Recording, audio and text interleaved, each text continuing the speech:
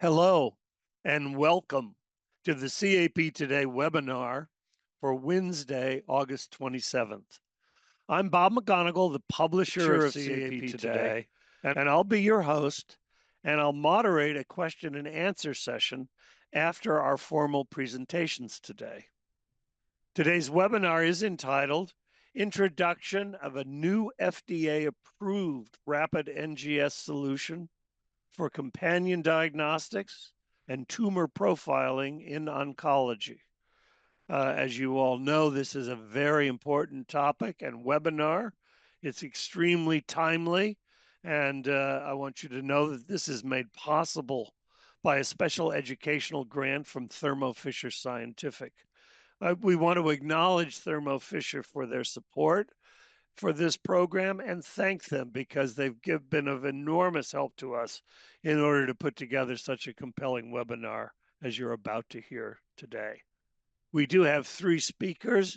Our first speaker will be David Chi. He's the Director of Oncology Product Management at Thermo Fisher.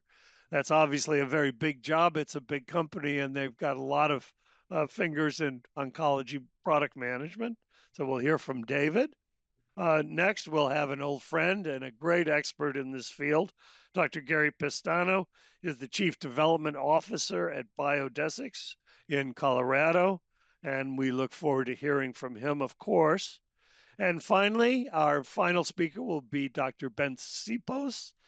He's a molecular pathologist in Baden-Württemberg in Germany, and we're delighted to have him here. You'll be hearing from all three, and we'll begin in just a moment. After a brief couple of hints for you, you'll be seeing, of course, all the slides and hearing the audio in your own at your own computer. Within there on the screen, you'll see a box. In that box, you can make technical points if you're having any technical difficulties.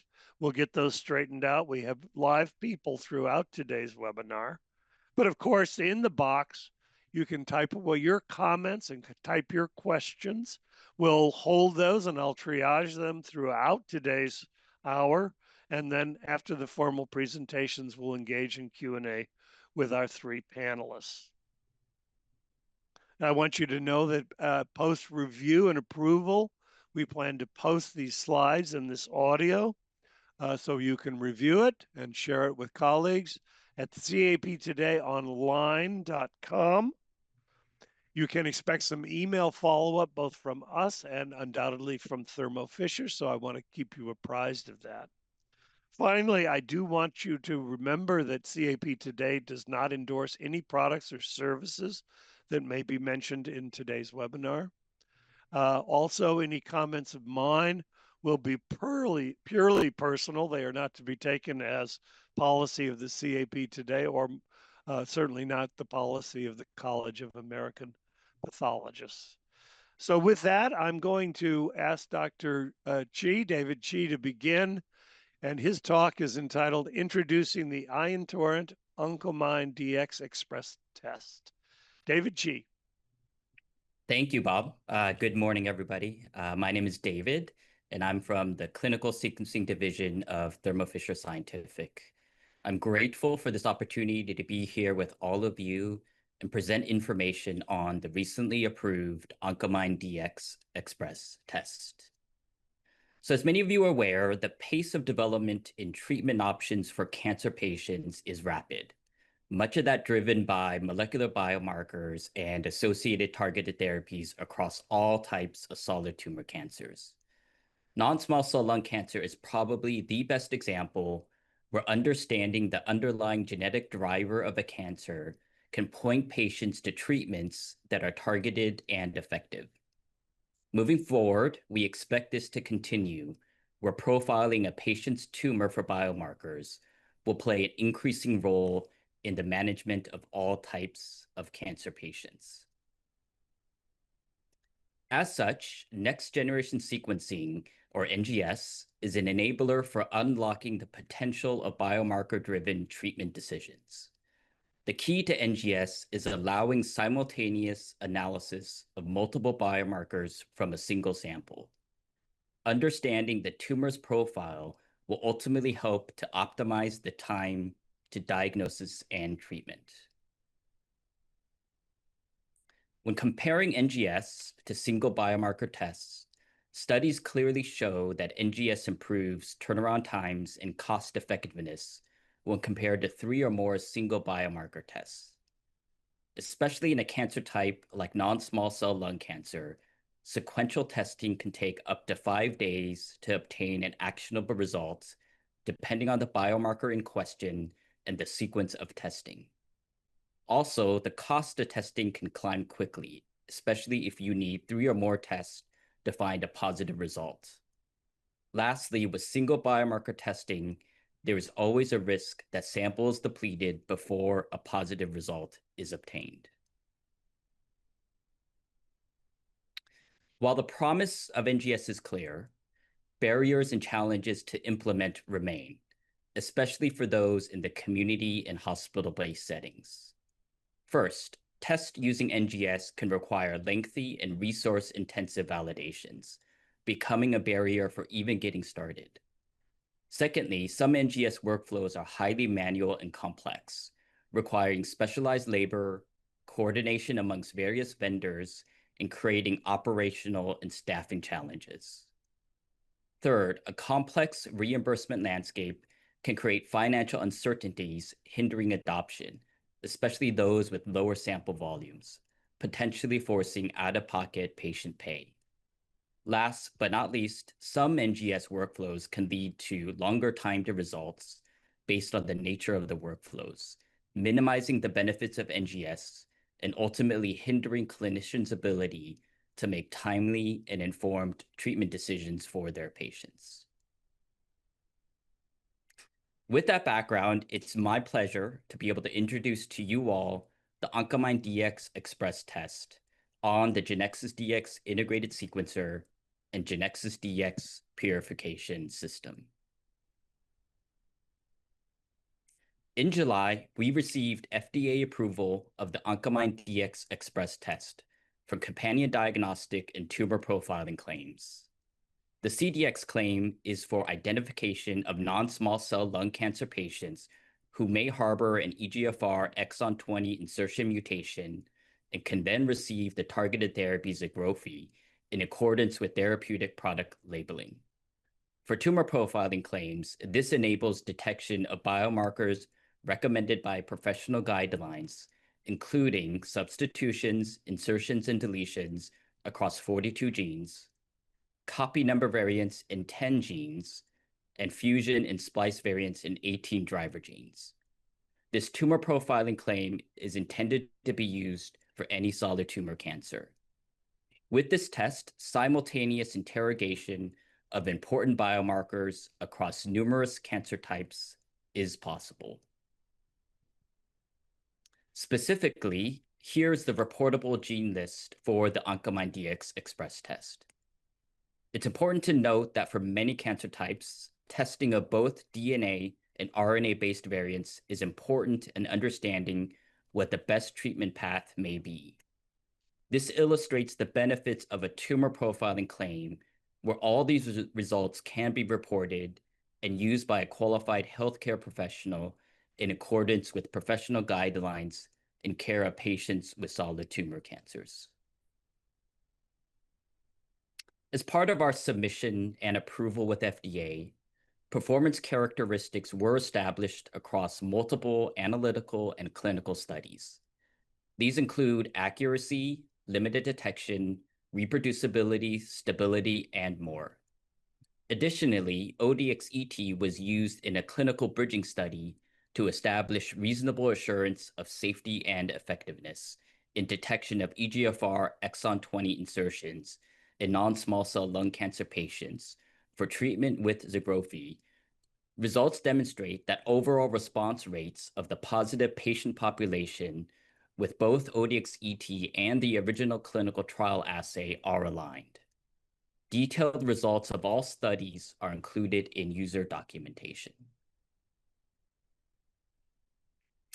Overall, the development and validation of this test required significant effort across 31 analytical validation studies, sequencing greater than 1,500 runs, and testing over 26,000 DNA and RNA samples across various cancer types harboring numerous gene and biomarker variations. This achievement required a fleet of instruments and the efforts of many dedicated colleagues. Our thanks to all of them. As a result of these efforts and utilizing the Genexus DX system, this has enabled a streamlined workflow that can be operated with as little as 20 minutes of hands-on time and generate results in as little as 24 hours. The workflow starts with typical pre-processing of FFPE slides. The first instrument is the Genexus DX purification system, which extracts and quantifies DNA and RNA nucleic acid from FFPE lysate samples. Use of other IVD-approved extraction kits is also allowed. Samples are then transferred to the second instrument, the Genexus DX integrated sequencer, where library preparation, sequencing, analysis, and reporting are completed. Fortunately, this workflow does not require specialized labor and can be performed by most laboratory technicians. Also, the high level of automation means that many of the steps can be done overnight without human intervention, which is key in having results available in as little as 24 hours. The workflow was also established with flexibility in mind. Number one, the sequencing chip includes 4 distinct lanes that can be used independently.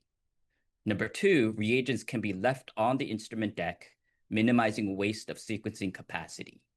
And number three, reagents are pre-filled with minimal footprint that can scale with the batch size of the run. The benefit of this flexibility is minimizing the need for sample batching, knowing that incoming sample volume may not always be predictable. Ultimately, this helps testing and reporting on samples with faster turnaround times without having to sacrifice cost.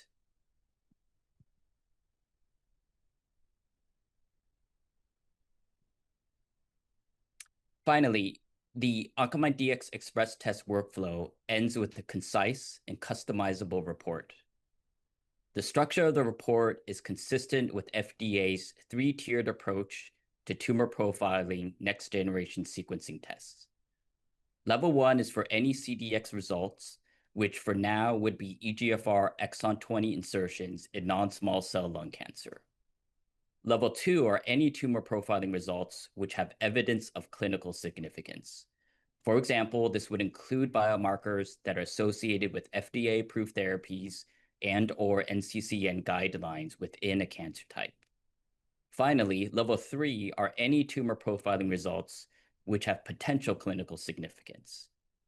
This would include biomarkers which may have evidence in other cancer types, those that are included in clinical trial enrollment criteria, or evidence within peer-reviewed literature. This classification is powered by our proprietary Oncomine knowledge base, which is expertly curated database of biologically and clinically relevant biomarkers. Additional pages of the report can be customized to include further details on biomarker results. Finally, I'd like to remind you about the barriers and challenges with NGS we spoke about earlier. Lengthy validations, manual and complex workflows, financial uncertainties, and long time to results.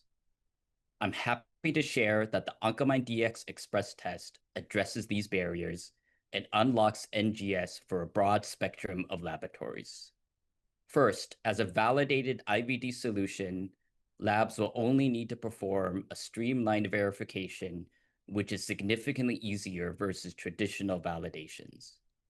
Secondly, the automation and low hands-on time means labs do not need to hire specialized labor, which may be difficult to find or costly to keep. Third, as an IVD and CDX test, this supports potential reimbursement coverage and payment with both Medicare and private insurance. Last, but certainly not least, the workflow can return results in as little as 24 hours, allowing clinicians to make timely treatment decisions. In summary, the Oncomine DX Express test on the Genexus DX system is a solution for oncology biomarker testing designed for many of your labs. The IVD validated status, automated workflow, and rapid turnaround time enables broad implementation, and most importantly, accelerates precision oncology treatment decisions. Thank you for your time, and I'll turn it back to you, Bob. David Chi, thank you very much for a very comprehensive and full report on the implications of your recent FDA approval. It's extraordinarily detailed, and I think it will be richly rewarding for people to review. And you've dotted every I and crossed every T. So I congratulate you and thank you. You'll be available to us then in our question and answer session. And now I would like to introduce, as I mentioned, Dr. Gary Pistano from Biodesics. He's going to speak to us on the Ian Torrent Oncomine DX Express test and the first experience in a CLIA CAP laboratory in the United States. So I'm sure we'll all be very, very interested in what he has to say. So I'll ask him to begin. Dr. Pistano. Thank you, Bob. Thank you, Bob, for the kind introduction, and David for such a terrific lead-in to Oncomine DX Express test and the Genexus integrated sequencer. I'd also like to thank the Thermo team, of course, for the invitation to share our experiences in such an august forum. So a little bit about myself. First, disclosures. I'm also the New York State CLEP lab director for our laboratories, where at Biodesics, we really envision a world where all critical lung disease are diagnosed early and treated quickly.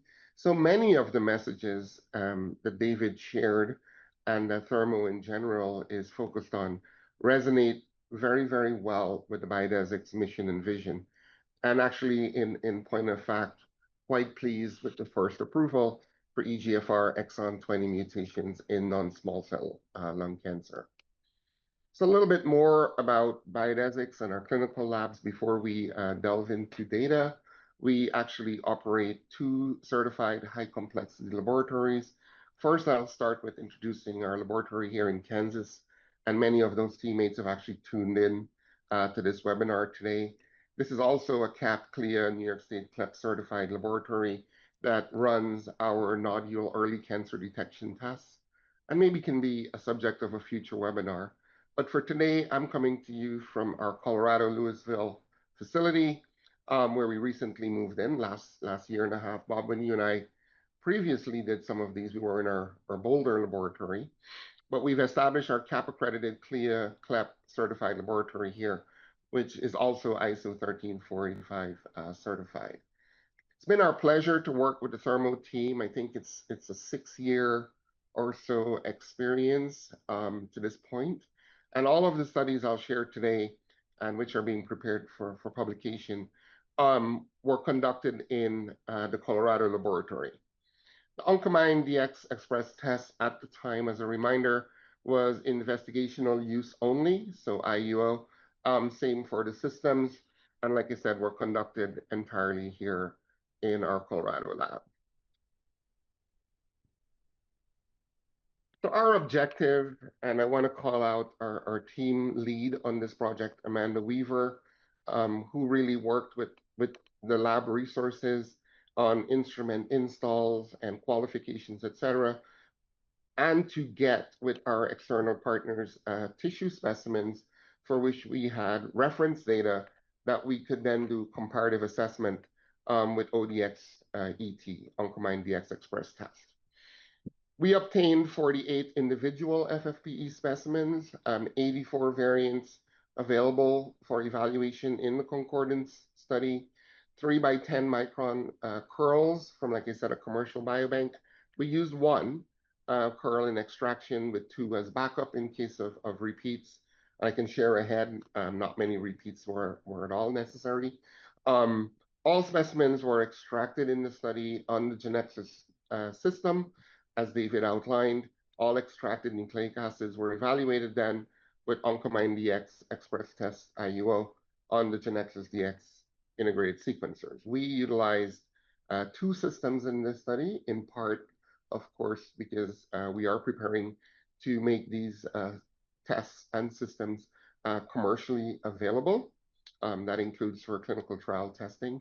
So a part of our experience was also readiness and competencies within our laboratory to run the instruments as well as the assays. Now, the reference data, I don't know that today we have a lot of time, maybe in the Q&A to go into the reference data, but this was independently generated by the partner biospecimen lab using a custom QIAGEN multimodal assay. This assay contains 64 DNA target genes, 6 RNA. Our receipt of information was limited to DNA. So for today, all of the concordance will be on DNA variants, but they were used as a reference for sample and variant level concordance. All of the reference results were blinded to our study operators at the beginning, during, and toward the end of the study. Confirmation of any first pass discrepant variants were with two alternative validated assays. And these are in-house validations. One is an amplicon-based NGS assay, and then the other comes from our droplet digital PCR validations, the GeneStrat test. So altogether, I would say not a small feat, tremendous undertaking by Amanda and the team. But in this concordance study now, you can, if you're keeping count, there are up to 4 different tests being used on multiple platforms to establish the user experience. But stepping back to laboratory experiences, just as a snapshot again, I'm happy to say that things worked out very well. But here are some of the user experiences, including mine. Very happy with the 2 touches. This was research associate who worked alongside Amanda to conduct the study.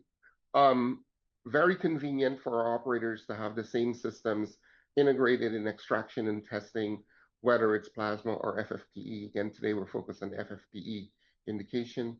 Automation of the major steps of the NGS workflow, including sample purification, quantitation, library preparation, sequencing, bioinformatic analysis, and reporting are very welcome. And this is from our Director of Laboratory Operations. Remember, we today run what is a semi-automated NGS solution in our laboratory. So having the ability to really get feedback and compare the user experiences from the 2 separate systems, I think allows us to bring a unique perspective to this. Personally, I was very impressed with the fast turnaround time from sample loading to results. And David outlined how that workflow is implemented in a commercial laboratory. So our experience with sample processing, much like David shared, started with FFPE specimens onto Genexus DX purification system, and then transferring of those plates onto the sequencer. Really only 2 touches and generation of analysis and reporting at the end of the day 2. So again, really terrific user experiences. And we were able to process up to 12 samples, because again, we're doing a retrospective analysis at once, whether it's on the purification system or on the sequencer. So very high throughput at the same time we're getting rapid results. In terms of the samples, I know this is a little bit of an eye chart. Trust me, there was much more data on the demographics of the patients, but we decided to slim it down for this presentation. There are 13 cancers represented in this, so we really wanted to, not only what's the turnaround time, what's the ease of use, what's the concordance, but also really stress the system with many different cancers and different levels of variance, as you'll see, in terms of percent VAF representation. So 13 cancers, all selected deliberately by the availability of the reference data, as I said, from the QIAGEN multimodal custom assay to be available. So data in summary, and again, this is being prepared also for presentation at the CAP annual meeting, where we'll share more on the methods as well as what we did for discrepant reconciliation. But in summary, here we present the data at the variant level being very, very highly concordant. So 98% on the left, reference VAF versus ODX ET reported variant allele frequencies. And you can see a good representation of VAFs with really variance between the reference and the task over 84 variants, really at only 0.07%. Now, this is amazing. From my perspective, going into this, I would say hardly expected this level of concordance, not only at calling variants, but also the spread. Given the differences, not only in extraction systems being used as a reference, purification systems, quantitation systems, sequencing, hybrid capture versus targeted amplicon, bioinformatics pipeline for calling, ultimately. On the right, post-reconciliation, like I said, of any first-pass discrepancies, we can see a very high degree of sensitivity and specificity, with 84 of the samples being called true positives. We had reconciliation of 5 specimens that were called with the QIAGEN multimodal, not with ODX-ET, but on reconciliation with orthogonal assays, we were able to show that ODX-ET indeed had the right call. So these were then not detected by ODX-ET on reconciliation. So in the end, currently we're at 1 purported false positive, 1 purported false negative, which we are in the process of still reconciling with these orthogonal technologies, NGS as well as droplet digital PCR. At the sample level as well, high degree of concordance. So we had 47 samples total eligible for reporting out of the 48. So 1 sample failed QC by pipette failure. And at the sample level, we achieved concordance then of 96%. At the variant level I just shared, 98% concordant with 2 variants still being reconciled. And they're in 2 different samples as well. So we look forward to updating, Bob, I would say maybe by the time of the CAP annual meeting on our final concordance. But right now, very good. So I would say bodes well, not only for clinical testing, but as well when we do our CAP proficiencies, I expect ODX-ET to perform exceedingly well. I'd like to thank our partners in the study, Thermo Fisher, as well as our team. This is a larger team representing here recently at Lab Week, and our mantra, which we really try to live here, of quality in your blood. So I'd like to thank everyone for the time and look forward to the Q&A. Over to you, Bob. Thank you very much, Dr. Pestano. What a wonderful report from the first experience at a CLIA CAP laboratory in the United States. Again, very rich data and very clear data. I know we'll get into some of this questions about reference for variant levels, which seems to be a superbly elegant methodology that you deployed at Biodesix in this study. So my congratulations to you. Thank you very much. And now, as I mentioned, our third and final speaker is about to begin. Dr. Ben Sipos is a pathologist. He's a molecular pathologist. He's in Baden-Württemberg in the town of Stuttgart in Germany. He's at a very special molecular pathology laboratory there, but also has great academic relationships across Germany, particularly with Tübingen. And I'll ask Dr. Sipos to begin his talk now. Dr. Sipos. Bob, thank you very much for the nice introduction. Good afternoon to the audience. As Bob said, I'm classical surgical pathologist and a molecular pathologist also. And we run here a molecular pathology laboratory in southwest of Germany where we offer a rapid NGS analysis, primarily using the Oncomine DX panel. And that is why I'm able to present our experiences today. So these are the disclaimers.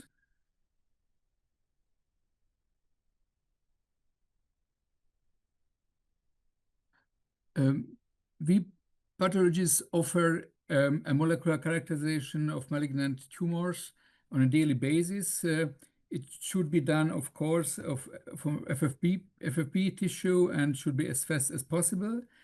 And we must manage it even from very limited tissue samples. This characterization is as comprehensive as necessary, depending on the entity and the molecular biomarkers which are relevant for the first or second line treatment. For patients who have exhausted all treatment options, we try to extract the maximum amount of information using larger NGS panels.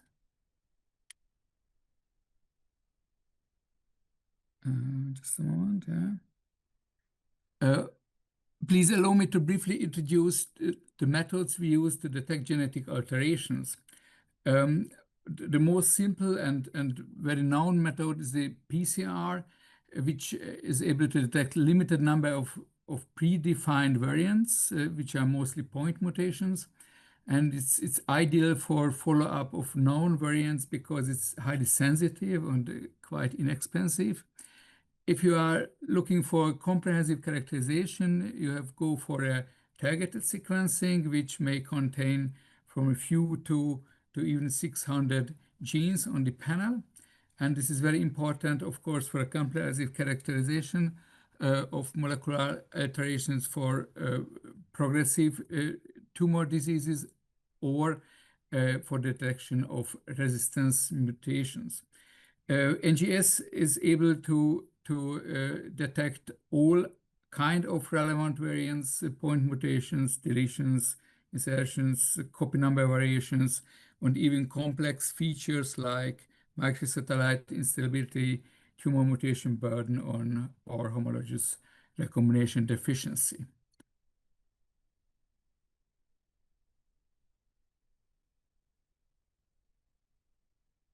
There are basically two NGS methods which differ mainly in terms of target enrichment. The first is the hybrid capture-based method, which uses DNA probes, which are complementary to the DNA sample DNA.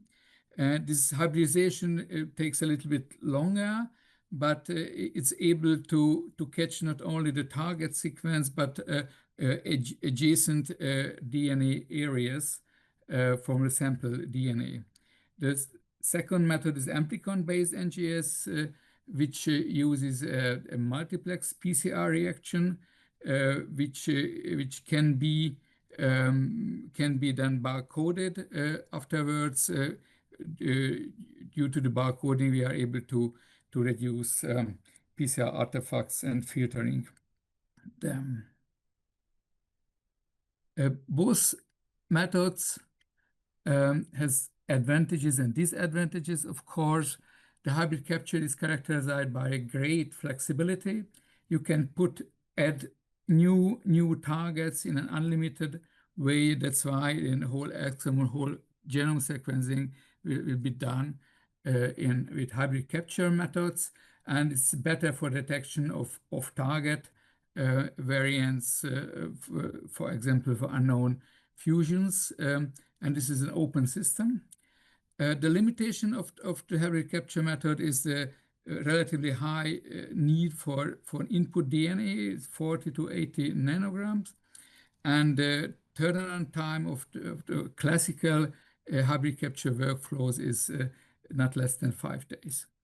The amplicon-based NGS can manage with very little input material, from even 1 to 20 nanogram DNA and RNA, and that's why it's suitable for small biopsies, even for cytological specimens.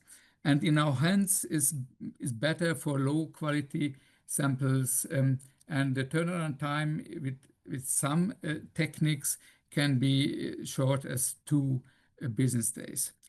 The limitation of the method is the quite complex design. You cannot add simply new targets. If you like to analyze new targets, you have to make a complete new design of the multiplex PCR.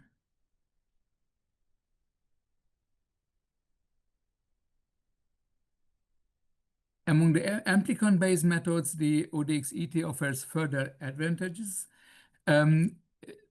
This panel using molecular barcodes, as you heard about it from Dave, the reduction of FFPE artifacts is a very, very nice feature of this panel, and that's why we can use it for poor FFPE sample quality, which can occur in every lab. And the input DNA is quite low, and this is a combined parallel DNA and RNA sequencing with a very short hands-on time for technicians because of this mentioned integration of the 2 main steps of the sequencing, library preparation and sequencing.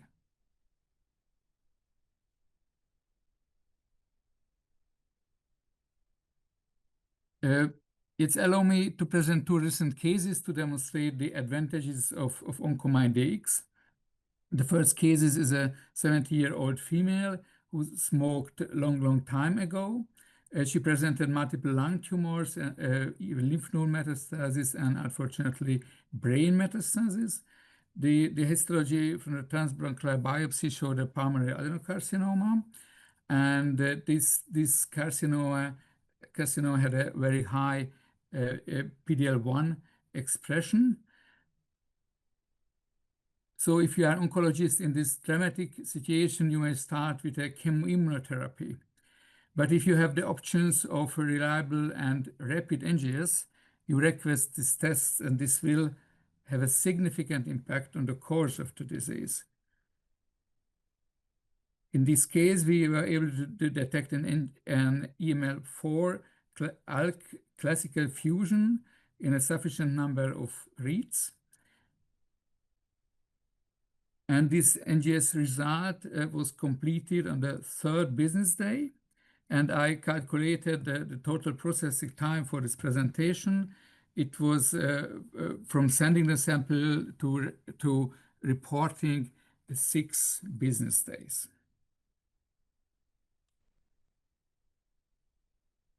The patient has been treated with a brain-permeable ALK inhibitor, lorlatinib, and showed a complete response in the lung tumors and an almost complete response of the brain metastasis.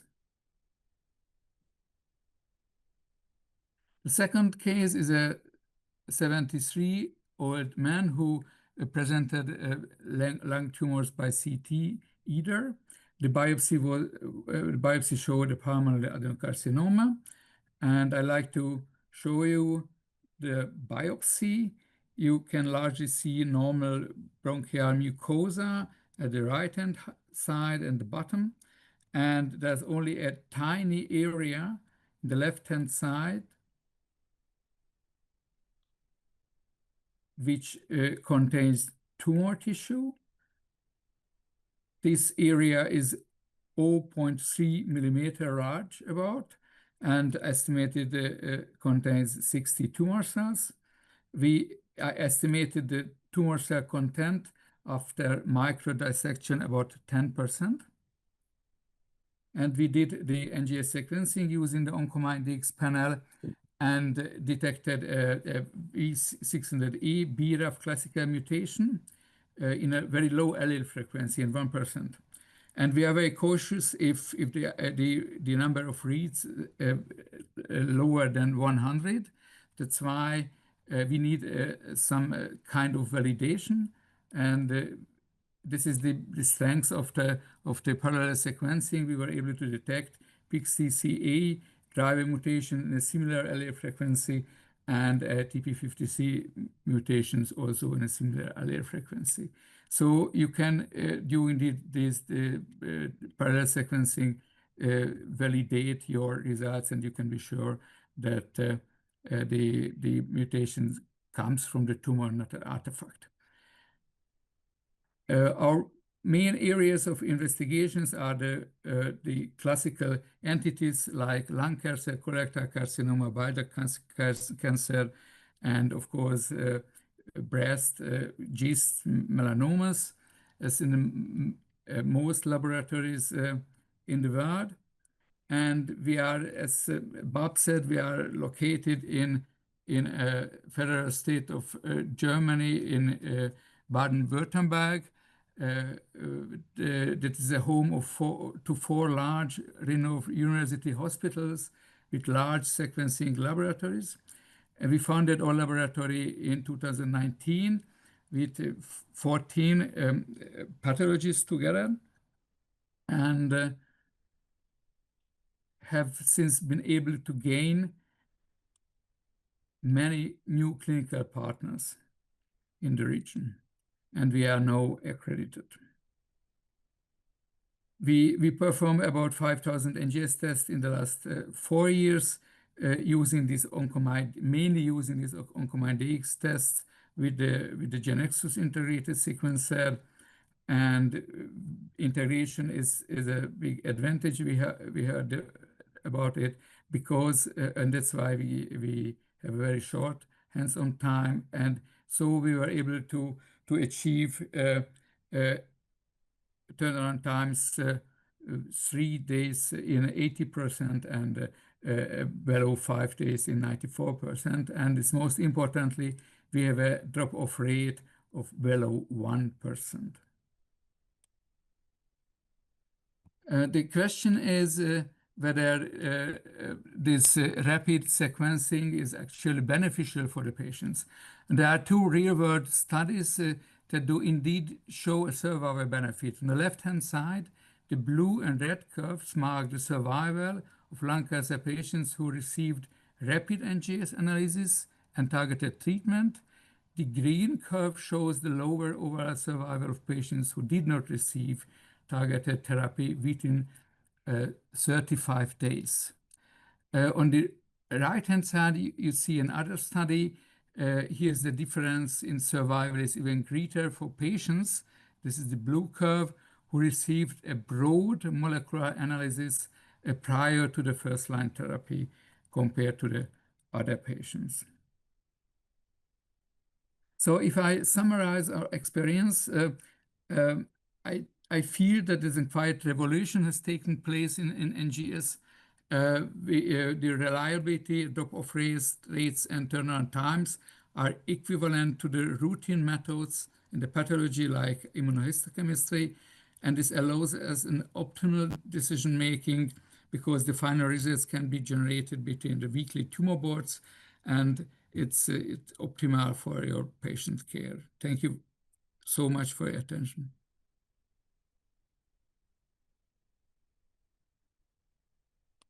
Dr. Sipos, thank you very much. I'm returning now on camera and live, and I'll ask all of our speakers to do the same and turn your microphones on if you can. Dr. Sipos, you've got a very rich experience that you've just related to us, and I think there's a great deal of relevance, and it resonates with an American audience. And I'll ask Dr. Pestano to weigh in on here. The notion of having a rapid upfront NGS to identify the biomarkers that are needed to be upfront for targeted treatment is a very important element in cancer care these days. Would you care to comment on that, Dr. Pestano? Absolutely, Bob. I completely agree. And as we said earlier, part of Biodesic's mission is really focused on rapid turnaround. Not only is it efficacy of treatment if the biomarker data comes back early, right patient, right treatment, also right result can reduce stress in patients and their families. You know, my history in pathology goes back to Dr. Tom Grogan, and our focus really was patient-facing, and the stress that it induces within patients if they don't know. So stress, eligibility, right treatment, and as Dr. Sipo said, better outcomes. Thank you.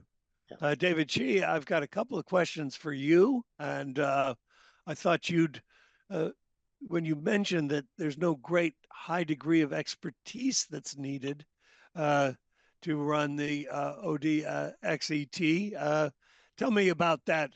Dr. Pisano liked the two-button approach, which doesn't sound as if you need a PhD in cellular biology to run the machine. But tell me about the high expertise that's required to just run the test. Yeah, no, thank you, Bob. Yeah, I could definitely address that. Yeah, I think it was very intentionally designed such that I think most people can operate the test. And I think it starts with just the way that even the instrument was designed and the deck and the automation, as I mentioned before, and trying to minimize the amount of human intervention that's necessary. So I think that's kind of the first point. I think the second point is even the designs of the reagents, for example. I think we've affectionately called it sort of Lego pieces where they're very easily dropped onto the deck of the instrument. There's things like cameras to check whether you've placed the right instrument in the right location, really just trying to minimize just the opportunity for things to get messed up or put it in incorrectly. So I think all of that really allows sort of expands the opportunity for multiple people to be able to operate this test. And again, that was, very much our intention to be able to expand the opportunity for people to adopt this test. Yes, thank you. And I'll just follow up with your comment on what is the total tumor content and then the tumor nuclei percentage that's required for the FDA-approved test. What's in that label? Yep, exactly. Yeah, no, I could definitely address that. So within our label and our user documentation, so we don't have any specific surface area requirement. We do have a minimum of 20% tumor content for FFPE resections as well as fine needle aspirates. For core needle biopsies, FFPE core needle biopsies, that would be greater than 10%. So for surgical resections, that maybe are below 20%, we would recommend macro dissection of that. So 20% tumor content is what's in our user documentation in terms of recommendations. Very good. Thank you so much. Let me ask you, Dr. Sipos, one of the things that seems to be quite outstanding here is the clarity of the reports. In the early days of NGS, a lot of us thought you needed to be a computational expert or a computational engineer in order to be able to interpret and provide a report on NGS. But these reports are remarkably clear and very useful. Do you find your clinicians in Germany understand them quite well? Yeah, it is the bioinformatics in this associated with genetics is very good, and the reporting is quite easy. So we do not generate reports directly from the software. We have own reporting systems with some comments on for the clinicians, but they are highly satisfied with this clear recommendation and indication, and maybe recommendation for further analysis or follow-up. Yeah, we do this. Very good. And Dr. Pastano, I'll ask you to comment on the very same issue because I know you get a lot of referred cases. You're talking to an enormous and various group of folks who need results and will be looking at reports. Could you comment on the reports that you're seeing in the newly approved system? Yeah, and maybe a bit prior to this, because it's our current reporting system as well, Bob. Okay, very good. Yeah, so we've used Oncomine knowledge base to generate our test result reports after working on a custom solution prior. So on the RUO side, we validated what is pan-cancer and S5, and has the knowledge base and the ability to generate reports there. And we've released many thousands of these reports. I can tell you it's a difference of night and day. One, not having to build the capability to integrate reporting with the bioinformatics calling to be compliant with CAP, ASCO, AMP is lack guidelines right out, if you will, of the gate.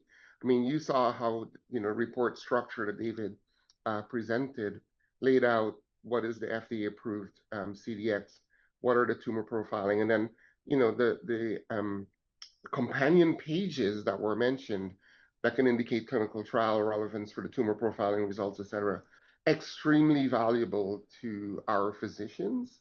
From the laboratory perspective, it's really seamless um, how these reports are generated and can be presented. I understand, David, maybe you can comment that with Oncomine DX Express task, now that it's approved, we labs will have some ability to still customize that report to some extent. David, I'll ask you to comment. And Yeah, absolutely. So one thing I do want to clarify. So I think Gary has a wealth of experience with Oncomine Reporter. That is a separate, not part of the ODX ET approval. That is something that customers can decide on their own in terms of implementing. For the ODX ET, our report is, as I mentioned in sort of the earlier part of the presentation, the analytical results or tumor profiling results, which are tiered based on sort of the FDA's tiers. So again, tier 1 being any CDX result. So currently it's the EGFR exon 20 insertions. If there are future CDX, then those will be reported in the tier 1. Then tier 2 are the clinical significant biomarker results. And then tier 3 are the potential clinically significant biomarker results. And so that report is available and will be automatically generated as a result of the ODX-CT run. As Gary mentioned, there is customization of that report beyond that in terms of sort of some of the subsequent details, no calls, negative results. There's a little bit of customization that's allowed there. Also, obviously, demographic information, sample ID, those things can all be put onto that report. So yeah, certainly, I think that's a very useful report for customers to use. yes, absolutely. Dr. Sebos, back to you in Germany. Tell us a little bit about the oncologists that you serve in Germany. What has been their reaction to the service with the new machine reporting, et cetera, and the express test? Have they been happy with this? Do you find yourself needing to do a lot of elaborate explaining? Just give me your general impression of those you serve. Yeah, our clinicians 5 years ago were not used to have such a rapid sequencing. So in the university hospital I worked before, we had turnaround times 2-3 weeks, and this is it is critical for these patients, particularly for lung cancer patients. And this is as I said, this is a very quiet revolution because our customers are able to feel this revolutions, but not all of the clinicians in the region.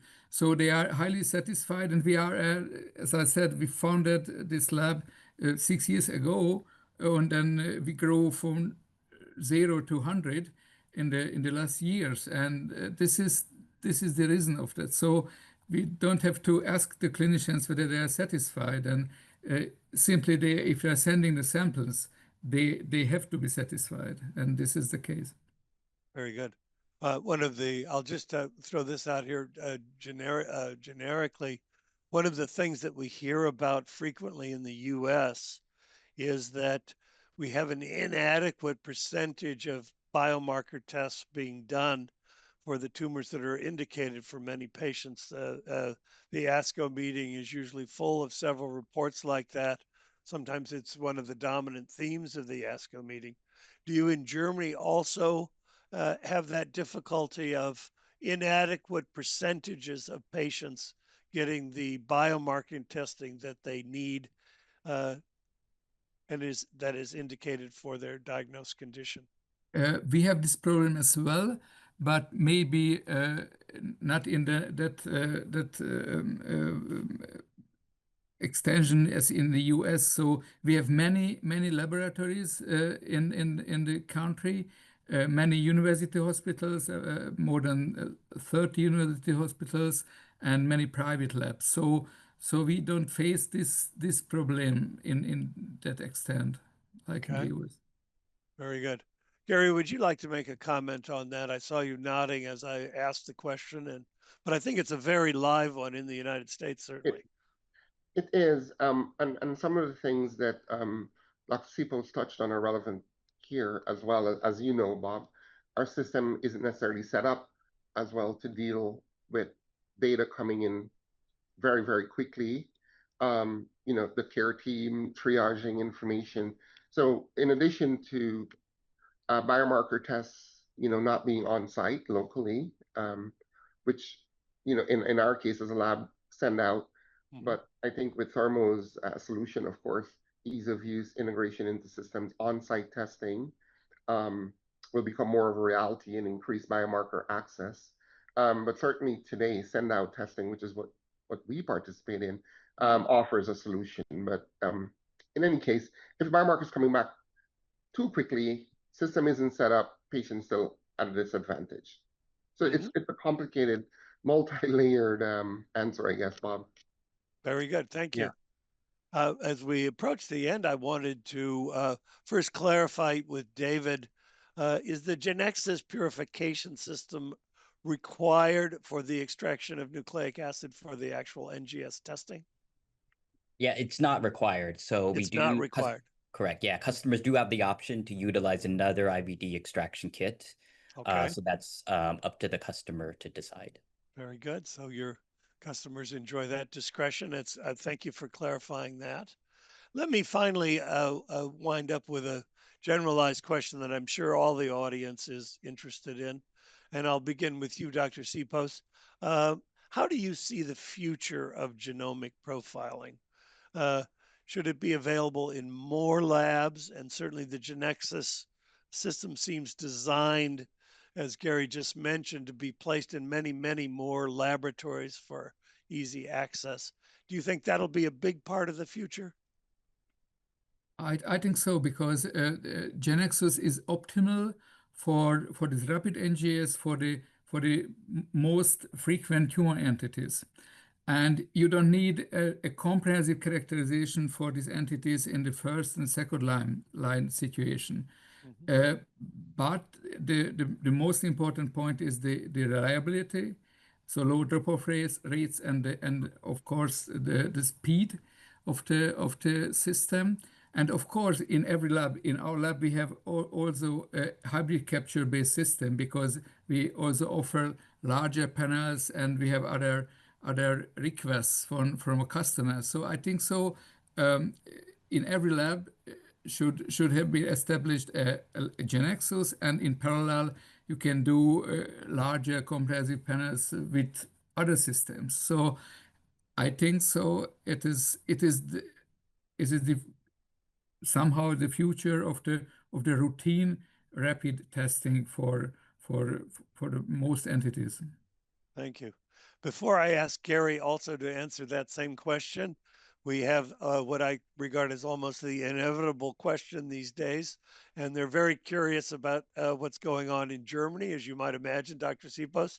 Do the oncologists there increasingly order circulating DNA liquid biopsy and tissue NGS simultaneously? No, subsequently. So we try, if we have available tissue samples, we are doing tissue-based NGS, because this is more reliable in terms of estimation of tumor content. Right. You see what you sequence. And if we are not able, or the tissue sample is exhausted, or we have other difficulties, then we try to do liquid biopsy for the special entities. But in a parallel situation is very rarely. Very good. And the liquid biopsy, I assume, is catching on for therapeutic monitoring and to judge drug resistance in many tumor sections. Yeah, this is a reimbursement problem, because in Germany you have a very narrow indication for routine liquid biopsy. This is for breast cancer and some variants in lung cancer, but not for other entities. So this is a very small indication at the moment. Very good. And it sounds like kind of a small world when we mention reimbursement. I'm going to give Gary Pistano the last word here and ask him to talk about the future of genomic profiling as you see it. Yeah. Thanks, Bob, and thanks for the last word. I think one of the main points here is not to downplay, but rather highlight what Thermo has achieved with the IVD approval. Because in addition to the system, the software, the ease of use, rapid turnaround, having an IVD system and test distributed really is what enables the labs, whether it's a hospital lab, a smaller lab, to be up and running, as David said, with a verification assay. So Thermo has really taken on the burden or the brunt, if you will, Bob, of creating a solution that can indeed be portable. Now, I don't want to get into technical things, but as we go along, it'll prove out where Genexus and IVD approvals can make a difference. But I believe this is a great way of really democratizing genomic profiling at this time. And I look forward to, increased sensitivity as a next step for all sequencing solutions, where we can look at earlier stage cancers and unmet needs there, whether it's in tissue or in blood. Thank you. Thank you very much. And it's a pleasure to give you the final word as I wrap up what has been an enormously interesting and rich webinar today with our three speakers.